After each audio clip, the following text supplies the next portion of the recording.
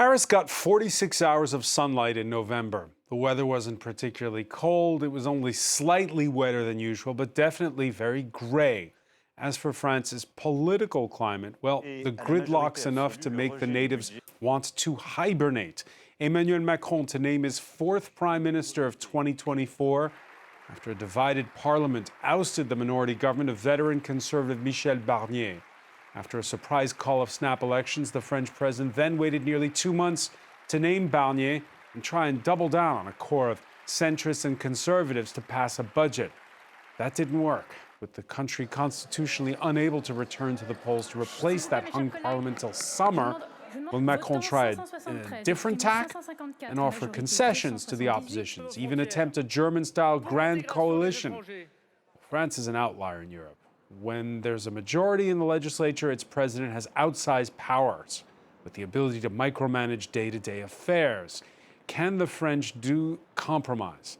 The far left and far right have their eyes on the big prize, the next presidential election in 2027. They've been demanding purity tests of their faithful and allies. But then, how do you get that budget over the line? And does the system safeguard against illiberal methods? 1 week after South Korea's president trialed it and failed at martial law, as the West prepares for the return of Donald Trump, how does France's democracy weather what's ahead? Today in the France 24 debate, we're asking, can Macron break the impasse? Joining us from Montpellier in southern France, French member of Parliament Nathalie Oziol from the left-wing France Unbowed Party. Welcome to the show. Good evening. Journalist Emma Kate Simons is reporter for the New European on the day when Donald Trump's been named Time Magazine's Person of the Year. Your publication hailing Gisèle Pelicot, the French retiree, went public at the trial of her ex-husband and those who drugged and raped her. Absolutely. Like, rather than giving more publicity to Donald Trump, who only wants to be on magazine covers, why not elevate the face and voice of a woman who has stood up for women all over the world and been so brave at this horrible rape trial and waived her anonymity? And she's become an inspiration. It's incredible to see how much publicity she's gained just across the world, young women, old women, men as well. And so I'm proud that the New European has decided to put her on the front rather than Trump, who also, I would note, is on the front of Paris Match magazine this week. All right, but you've been reporting on French politics, which is also the remit of constitutional law professor Denis Barranger, who teaches at University of Paris de Panthéon-Assas. You have an opinion piece that you co-authored in Le Monde about what this moment in time means for France's democracy. Thanks for joining us. Good evening. With us as well, political scientist Sean Scull, analyst at the Millénaire think tank. You're the author in French of Populism, Symptom of a Crisis of Democracy. A crisis of democracy. We'll revisit that point. Thanks for being with us. Thank you for having me here. France 24 politics editor Mark Perlman is with us as well. Any names coming out of your handset there? Not yet. Not yet, okay. Mark's got his ear and eyes out for what's going on. Listen to the show if you can, by the way, if you're on the go, wherever podcasts are streamed. Emmanuel Macron cutting short a trip to Poland by a few hours. This to kind of meet his self-imposed 48-hour deadline for naming a new prime minister. Matthew Mary Carouchet has more. It's been a week since a historic no-confidence vote ousted Michel Barnier as France's prime minister. President Emmanuel Macron is under huge pressure to find a prime minister that can pass a budget for 2025. To that end, he has been meeting with representatives from across the political spectrum, with the notable exceptions of both the far left and the far right, two parties who had led the charge to force out Barnier. The country cannot afford the luxury of instability, nor the luxury of immobility. And so the President of the Republic continues to listen, continues to reach out to those who are willing to put aside their party affiliations and serve the general interest, provided, of course, that they are willing to compromise. Macron is said to be considering two options. The first would be to cobble together a broad alliance where socialists, Greens, and communists would join the government with centrists and conservatives. The second would be to make a deal with the left so that they commit not to vote another no-confidence motion, despite not being among the governing parties. In one sign of tentative progress, the left has offered not to use Article 49.3 of the Constitution to force through legislation without a vote, should one of its members be chosen to be prime minister. But regardless of whom is chosen, governing will not be easy with a parliament with no majority and parties so far unwilling to find common ground. Nathalie Oziol, it was last week, first time since 1961 that a French prime minister had been ousted by a vote of no confidence in Parliament. How's it gone down with constituents where you are in Montpellier? Well, you must understand that the situation in France is that of a political, economic, and democratic crisis. So people are quite fed up with the situation because we are back to the situation we were in July, exactly the same situation. So Emmanuel Macron must appoint now a new government. And we are in the same situation just because he decided to dismiss the result of the snap elections he provoked, as president of the Republic in France. So the thing is, 63% of the people now in France want him out. And we agree, with my party, La France Insoumise, with the fact that he is the problem in France. Emmanuel Macron is the problem in France, and he must leave, he must resign. So now we are calling for early presidential elections because it is the only solution to the crisis in regime we are in. He decided he would not respect the elections. He decided to appoint a right-wing government in spite of the results of July the 7th. And then obviously this government was toppled because this government did not have a majority in the National Assembly to pass its budget bill. So enough is enough. Emmanuel Macron has done enough damage in France. It was not just Michel Barnier who was ousted. It was a message to Emmanuel Macron as well. And now he must leave. But he said in the past week he's not going anywhere, and he doesn't have to. He's there till 2027. So how do you get that budget over the line? Yes, so he said, but we will see, because we are not the only ones to point to Emmanuel Macron's responsibility in this situation. So now what will happen in the National Assembly is there will be what we call a special law, which will be examined on Monday. This special is just the bare minimum budget, which is necessary to have current affairs going on.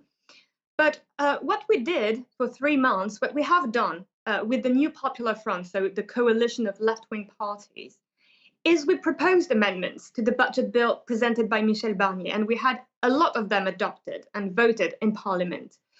And these amendments, were a proposition in compromise. That's what life in Parliament is like. We proposed amendments, we proposed another orientation, another political line, and to make it clearer, what Michel Barnier did was to propose to cut expenses. But this has led to the deficit in the budget we have to deal with now. So what we propose instead is to raise receipts, for instance, by taxing what we call super profits, taxing multinational companies, taxing the richest fortunes in the country. What Michel Barnier did by using the 49.3 article of the Constitution is take these amendments and put them aside and just go on with the austerity budget bill he originally proposed. This is not a compromise. It's not compromise. Denis Barranger, let me ask you, is there a point there that this was a moment after the result of the July 7th legislative elections where, on paper, the power had shifted from the presidential palace to the parliament? And you just heard there Nathalie Oziol saying there were amendments, there were things that were passed, and they were ignored. So are we in a crisis of democracy here? I'm not sure we are yet. We're not in a very good situation. But what we have been taught by the last sequence over the months is that basically what we have now in France is a parliamentary system, very ordinary over Europe. So basically the president can withdraw on its 4 parties and a new coalition of parties to have a majority that can both oust oust a prime minister and have a new instead. So basically, we're not in a crisis yet. Except that other parliamentary democracies don't have this magic article of the Constitution, Article 49.3, which is effectively you turn a bill into a decree and a vote of no confidence. Yeah, I don't disagree, but I think now is the time for us to understand that in a parliamentary government, what you really need is a majority, a fully fledged majority in parliament. The president, if the president can do nothing about it, he has to, not to be ousted maybe, but he has to withdraw from the front line of French politics, and it's for the party to agree among themselves. If Isn't not, that what he did the other day when he spoke, President Macron, to the nation after the collapse of his government? He said, now it's over to you. And in fact, he's received at the Élysée Palace the members of not the extreme parties like La France Insoumise, France Unbowed, and the National Rally, Marine Le Pen's party, but in fact the socialists. And I have to say I differ with Madame Aziol in the fact that things have changed since July. Why? Because the left and the centre, the more moderate left, the ecologists and the socialists are willing to discuss with the president about the possibility of entering a government. And they're in a they've divided from Jean-Luc Mélenchon and the far left. So in fact, these calls for Macron to resign and have an early election, who are they coming from? They're coming from the two polar opposites, the France Unbowed and Marine Le Pen. They want an election now because if one was held, who would win? Marine Le Pen. She just went up in the surveys in the polls. Since the government collapsed, she'd do even better than at the last election. Jean-Luc Mélenchon, he'd do much worse. Mark How Perlman. do you know that? How do you know that? I mean, well, just to go back, because I would like to answer that. But first, well, France Unbowed is not an extreme party, but let's move on. In the last election, the snap elections, 27 polls out of 27 predicted Marine Le Pen's victory and her party, the National Rally, victory at the elections. Well, all 27 polls were wrong. All right, So well, we don't know what would happen, and I claim that we could win these early presidential elections. And then, obviously, we did not go and talk with Emmanuel Macron because we did not expect anything from him. And if you listen to what the Greens and the Socialist Party and the Communist Party say they were disappointed after these talks. Well, obviously they were, because there is nothing to be expected from Emmanuel Macron. Now, last week's vote of no confidence had unintended consequences. A promised tax hike for the rich will have to wait. So will support for struggling farmers who last week ransacked or bricked off the constituency offices of MPs, like that of former socialist president François Hollande, who's now back in parliament. This is in Tulle, in the center of France. Mark Perlman, so we had this long period after the vote where Emmanuel Macron took his time before picking a prime minister. 51 days. Then we had this big preparation to try to get a budget over the line. It fails at the first hurdle. But in the last week, those protests that we've seen by those farmers, is that moving the needle at all? Is that going to help people to try to compromise?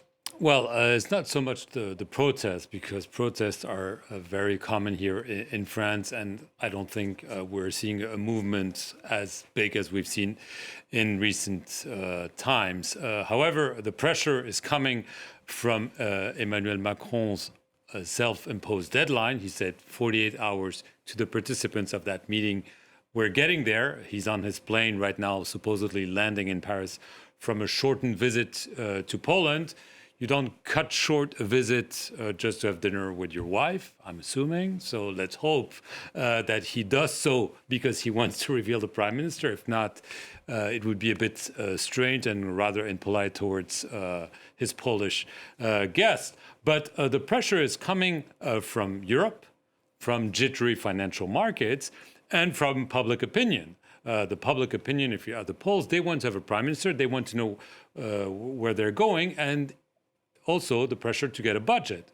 Yes, there will be a special law that will allow, as was said, the bare minimum, but a budget needs to be passed very early next year. It's already very unusual. So there is this pressure, and Emmanuel Macron also has the pressure of failing big time with Michel Barnier. I mean, he took 51 days, and Michel Barnier stayed in power 91 days, the shortest tenure. It was a major failure. So Emmanuel Macron is blaming other parties in parliament. He's blaming probably Michel Barnier maybe for not being up to the task. But he can also blame himself, and he will be blamed if this is another failure. It's also maybe why, instead of appointing a prime minister within 24 hours, we're already a week later, because it's proving to be very difficult to find the magic bullet. So, Sean Skull, markets jittery, not too jittery though. The bond yields, yes, they've gone up a little bit. The cost of borrowing for the government has gone up slightly. But overall, there's not a sense of panic among markets. And there is some who say, well, yeah, Germany's got worse problems. And France, it's still governed. Even though there's no government, the president has so much power that they'll still manage to muddle through. Is France's democracy in any worse trouble than it was before? I would say this is a particular situation because we have a parliament in France now that is divided in three blocks, sort of the left, the far right, and the center. So this makes it hard for to create a government. This is something new in French democracy.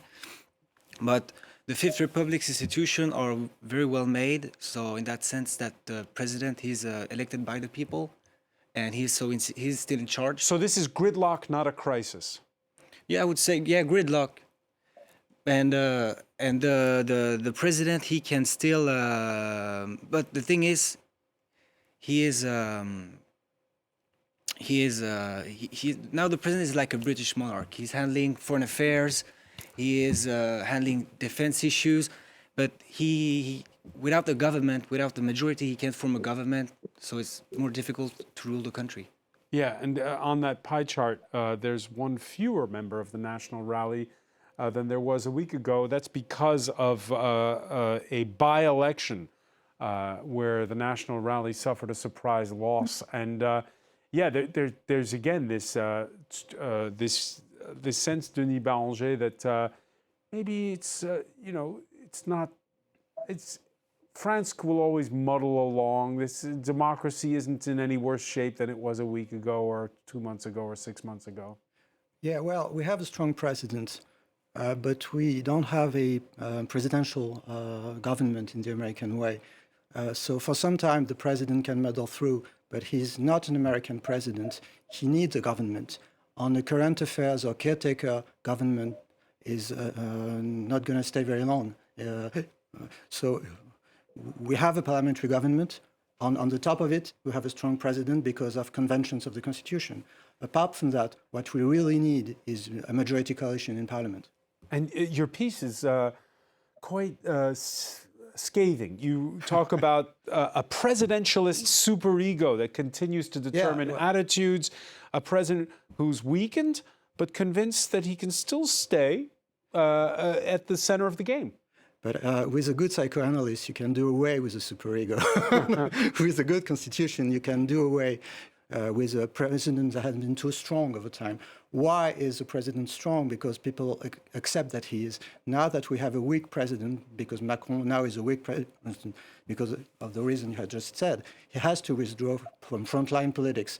On it's for a strong prime minister with a strong majority to take over. And just one final question on this. Can the kind of parliamentary politics that Nathalie Oziol was talking about at the beginning, can the French do that? They haven't done that since 1958. I agree. They need to change. You don't see that change coming? Not anytime soon, to be honest. Emma Kate Simons? I think, but there's been some movement, as I was saying before. And also, but there's things, there's a game being played, because during a big election like we had after the dissolution with the legislative elections, it was to the interest of the broader left to come together. But now the centre left, the Socialists and the Greens, they want to be ministers, they want to be in the government. So they're willing to split with their former allies or their sometime allies on the far left. I mean, this is political expediency. We've seen it before, but so be it. If that means, like in other European countries, frankly, I think that the French always want the president to decide. Why can't they come together? I think we have Mark Perlman with a spoiler alert. Go ahead. Oh. Yes, it's not going to be tonight, according to the Élysée Palace. Oh, I thought you had the So name. Emmanuel Macron's promises are not always delivered. That's a lesson we've learned, and we're learning the hard way again. The Élysée Palace telling reporters that the announcement should be tomorrow morning, Friday. So that's the new deadline we have. So no. Again, is this par for the course? I mean, obviously, this means that he hasn't decided, that he's coming back not to announce the government from this visit to Poland, but also Why to not finish consult. the visit? It was just 2 or 3 hours more. Because he probably needs to see people tonight. He needs to consult people. He still has, he's still testing names. The problem is that he needs to make sure he gets a pact of non-aggression, to speak in military terms. He's not going to get the right and the left to participate in a government. What he needs from them is to make sure they don't pull the trigger in the parliament, that is Article 49.3, and voting a motion of no confidence. He's trying to get the socialists away from this new popular front. They've already hinted that they don't see eye to eye anymore at all with Jean-Luc Mélenchon. There's been a rather public spat between Jean-Luc Mélenchon and Olivier Faure, the leader of the Socialist Party. But it doesn't mean that they found the right person, because the left is saying we want a prime minister from the left. The right says we don't agree. So he's still going to consult probably tonight, late into the night, like he likes to do. And hopefully we'll have a prime minister by tomorrow morning. But this is not a hard deadline with Emmanuel Macron. Nathalie Ozia, let me ask you, because the leader of your party, Jean-Luc Mélenchon, has stated that he wants the platform that was adopted by this left-wing coalition between rounds of the snap elections to be applied. Just that platform, nothing other than that platform. That's a sort of a quote of what he said. At this point in time, a simple question: can France change? Can suddenly this parliamentary kind of, where you make deals, I'll give you something, you give me something back, like they do in neighboring Germany, where they spend weeks, sometimes months, coming up with the platform before they agree to go into government. Is that possible? Well, we take this platform, this program, very seriously, because we, members of parliaments from the New Popular Front, were elected on this basis. I was elected on this basis. And we said in this platform, and we say still now, that we are against and that we are opposing Macron's politics. So to give you a very clear example, we want to repeal, abolish the pension reform, which is one of the major points in Emmanuel Macron's term. He does not want to go back on this reform. What compromise is there to do with that? You cannot just find an in-between between a retirement age at 60 and a retirement age at 64. That doesn't exist. I was saying that Macron's politics has always been to cut expenses. We want to raise receipts. There is no in-between either. So I know it sounds like a detail now to want to respect our commitments, but it's not. I mean, people who were angry with the political sphere came and voted this time in July. You cannot start betraying them now. The hope the New Popular Front created cannot be betrayed now. Now, I would like to comment on the graph, the chart you showed on your screen, showing the distribution in seats. This platform has led to a victory of the New Popular Front. You can see that most seats, those of the New Popular Front. This means something. It means that there is a relative majority of the New Popular Front. And what used to be the rule between 2022 and 2024 has now changed. For what reason? Why would democratic rules change because Macron is just not happy with the result of the elections? This does not exist. You cannot do this in a sane democracy. So again, first possible solution, appoint a prime minister from the New Popular Front. That's what we have claimed ever since July the 7th. And I am being coherent with our pledges, with our commitments. Second of all, because Emmanuel Macron apparently is not determined to appoint a new Popular Front prime minister, well, he is the problem to this crisis and regime. So he must leave. All right. Sean Skull, at this point in time, is it like this all the way to 2027? Right now, I think the urgent matter is to, because we're in December, there's no budget, no government. So the urgent matter now is to get a government. So I think he will appoint someone from the left or center to avoid socially voting. Do you think he could appoint someone from the left? Yeah, there's names have been, we've heard the name of Bernard Cazeneuve, for example, but he could as well appoint The someone. former prime minister. Exactly, under François Hollande. But he could as well appoint someone from the center, such as François Bayrou, it's another name we've heard, who could work with the left and the right and the center. But he could as well appoint someone from the right, such as Rotaillot, who might. It's very right wing, though. Yeah, but he'll be able to avoid a motion of censure from the Rassemblement National, as they are close on some issues such as immigration or. But it can't continue like this. I mean, France just muddling along, because with the debt problem, what have we got? We've got a deficit heading up towards 118% of GDP. And then obviously Macron is coming back from Poland. There's so much going on internationally that's absolutely urgent, whether it's the war helping Ukraine. Donald Trump's just been elected. There's Syria to deal with. And then why don't the members of the centre and the left and the centre right agree on a program? And then from that program, you can choose the prime minister like they do in other countries in Europe and have done for decades. Let's cross to the presidential palace, and France 24's Clovis Casali is there. What Emma Kate Simons is proposing obviously can't happen in a flash. What we do now know, as was Mark Perlman was reporting for us earlier, is that there won't be an announcement from where you're standing, at least until Friday morning.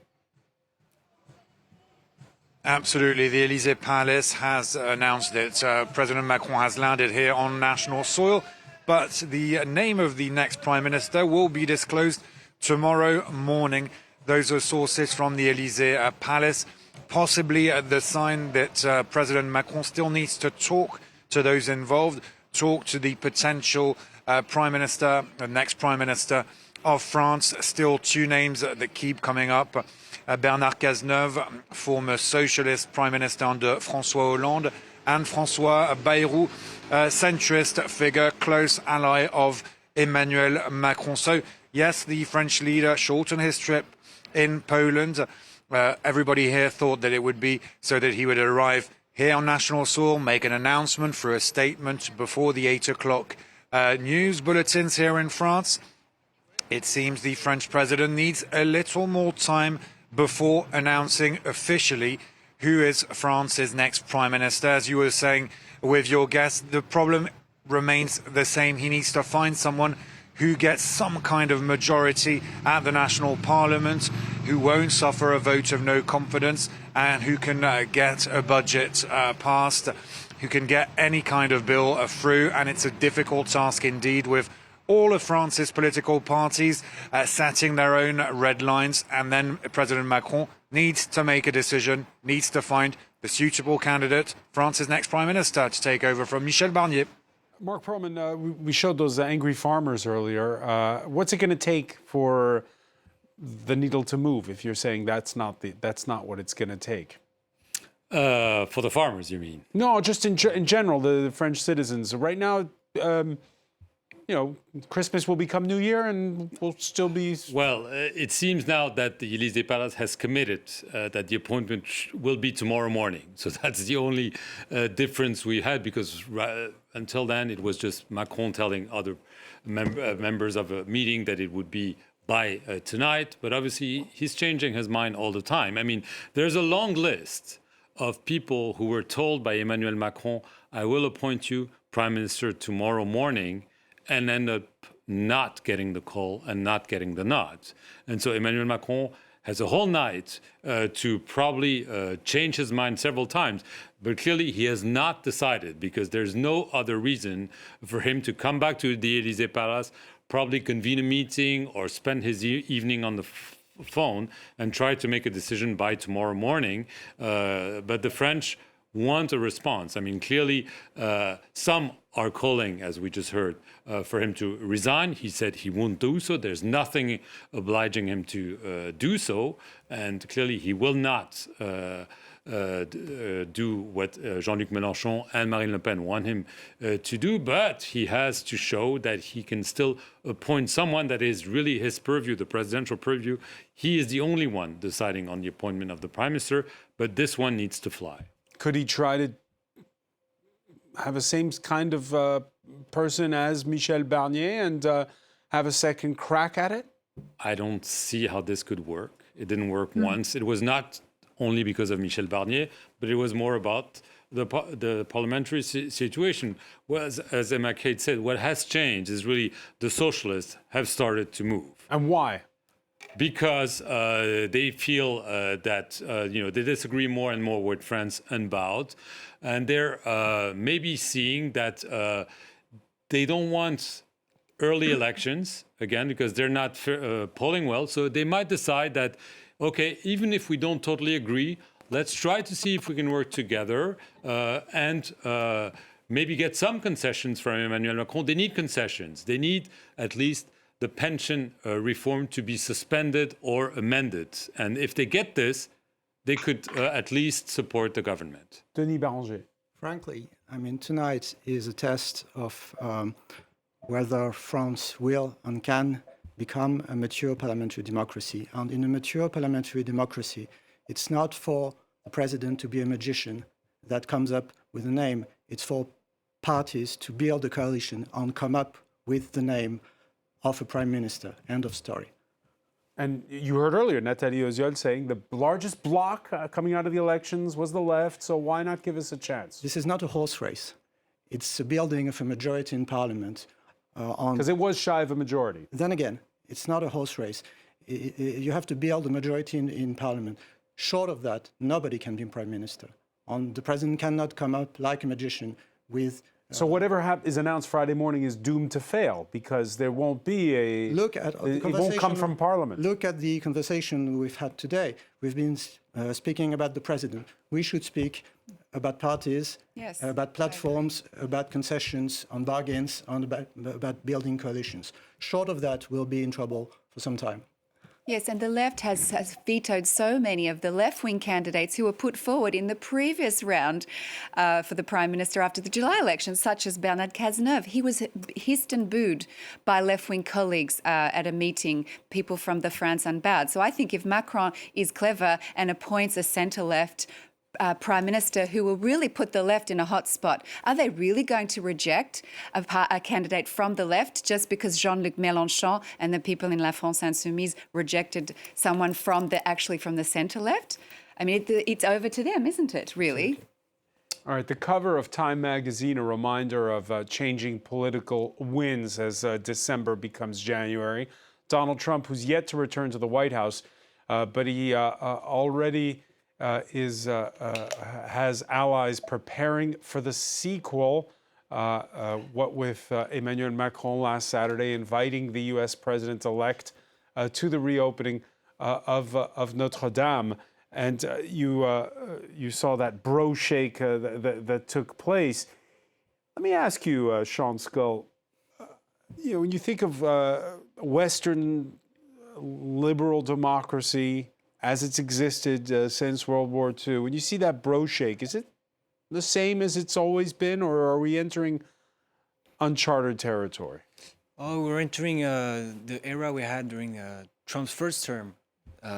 He was doing these handshakes already back then, and now with Trump coming back, we're going to see the return of real politics, a more pragmatic foreign policy, to to the difference of maybe Biden's foreign policy, that was maybe more. But that's for the United States. But I'm talking more generally about Yeah. democracy. How is democracy in France, in the U.S., in Germany going to fare now going forward?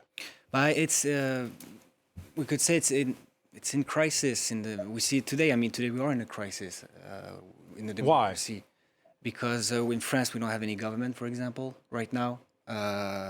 But what's the roots of these crises? The root of the crisis, there are many in France. For example, I would say it's maybe the sociology of France has evolved, so maybe the institutions doesn't follow, and now we see that we have 3 main blocks in the parliament, and this is something the French institutions weren't created to handle. It wasn't created to handle the fact that there could be 3 different kinds of blocks, because they're all from strains of. In 1958, it was created in such a way. Up until De Gaulle has created the idea that there was fait majoritaire, meaning that Parliament was always supporting the president. Well, not anymore. And the president has to deal with that, and the parties have to deal with that, I think. But the Constitution is okay, it's doing fine. You don't need to alter it. It will do the job nicely. The Constitution will do the job nicely, Mark Proman? Well, it should be flexible, but it's true. I mean, there is this notion that this was done in contrast to the Third and even more the Fourth Republic, obviously, because there was this instability, parliamentary system, governments were coming and going, and there was this system with a majority voting system and not a proportional system. And it was supposed to deliver a majority, and to a large extent, it worked. Yes, there were periods when there was a president from one camp and a prime minister from the other, but governments were staying for years, and there was political stability. What has changed is that the 2 mainstream parties have essentially vanished. The socialists have vanished, the conservatives have vanished, and we're seeing other parties emerge. France Unbowed, the National Rally has been on the rise for years, but they were generally dominated. They were really on the sidelines. And now this has changed. And so we find ourselves, even with this majority voting system, with a fractured parliament like you had under the Fourth Republic. And this is why it is difficult, including for a president, to navigate this, because he believes he still is the decider. And as was pointed out, he's not that person anymore. Nathalie Oziol, the leader of your party, was once a member of the Socialist Party. He was in a socialist government. And how do you explain this what Mark is describing there, this splintering of politics? And it's not just France, it's the same in Britain, it's the same in Germany, it's the same in a lot of places. The Big 10 parties are no longer working. Why? Well, you're right to say so, maybe because people's aspirations, people's expectations have evolved, because the regimes do not correspond and are not able to provide answers to these expectations any longer. For instance, with my political party, France Unbowed, La France Insoumise, we have been defending the idea of a 6th republic, meaning a change in constitution and an evolution in the institutions and the way people can take part in politics. This is for a reason. It's because there is I said that people have gotten disinterested in politics. Many people don't vote any longer. And so that this is a challenge for us. This means we have to find a way to involve people in the political in the political making, in the political process. Now, we cannot speak the same language if we do not agree on what is at stake here. I heard earlier, the point is to build coalitions and to make compromises. I disagree with that. The point is to respect the elections. I mean, you cannot just disregard the people's expression through the vote in July and now say that you have to find how to build another coalition. I mean, Michel Barnier's government was toppled because it was not a true representation of what people chose back in July. So if what Macron is trying to do, but what they chose, we're not sure of. That's the Nathalie Oziol. Yes, the left had the largest bloc, but it was well shy of any kind of majority. It would have needed to reach out to somebody to get bills passed.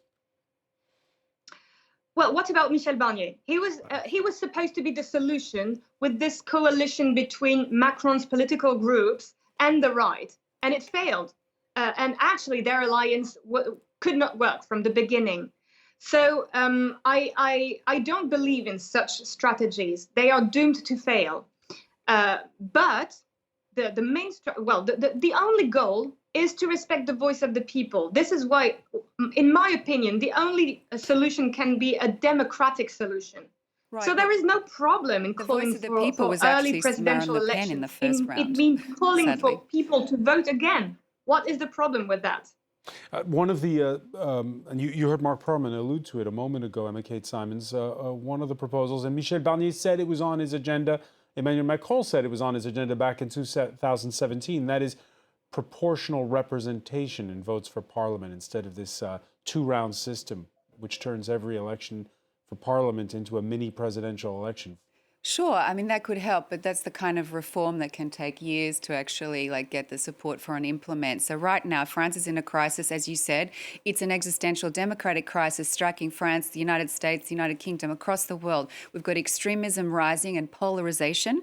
We've got the influence of social media and interference in elections. France is subject to all of that. However, we do have in France this far left and far right party who are working together to be the parties of chaos. I write for Frontières, a French weekly. Caroline Forest, she said, these are the parties of chaos. They're the parties of clans. They're populists. And as Madame Oziol pointed out, they don't want to make coalitions. So the French want stability. Yes, they're edging towards a candidate like Marine Le Pen because she answers them on things like immigration and inflation, which are concerning people. People that can't afford to live like they lived before. They're worried about their jobs, their retirement. They're worried about everything. But I think that the answer is not in the extremes. And unfortunately, and as we also wrote in the New European, it's a Lewis Carroll-style politics with this Tweedledum and Tweedledee. There's so much that's similar between the far left and the far right in France. The only things they don't agree on are perhaps Israel. No, they even agree on Israel most of the time. No, not on Israel, but they're on migration. But they're together on Syria, on Russia. They're together on this kind of destruction. But the discussion. This is really your opinion, and this is based on nothing at all. All right, we're running short on time. As I said, well, you just classify us both as extreme parties. This is not just a classification like that you can invent. We are not an extreme party. We are not far left either. And then, to say, the no confidence motion was lodged by the NFP. Just that, as we lodged a motion back in September, which the far right did not vote. Okay, so the fact that Barnier was able to present an austerity budget bill was because the far right allowed him to do so. We're running short on time. Nathalie Oziol, I'm sorry, we're running short on time. One final question, Denis Barranger. Can Emmanuel Macron change, or is it too late? Oh my God, I think I'll pass on that. I don't think he will, but he should be forced by the parties and by Parliament. Otherwise, he won't, I think. The pressure can be applied. I would hope so. Time will tell. All right, time will indeed tell. Maybe we'll know more Friday morning.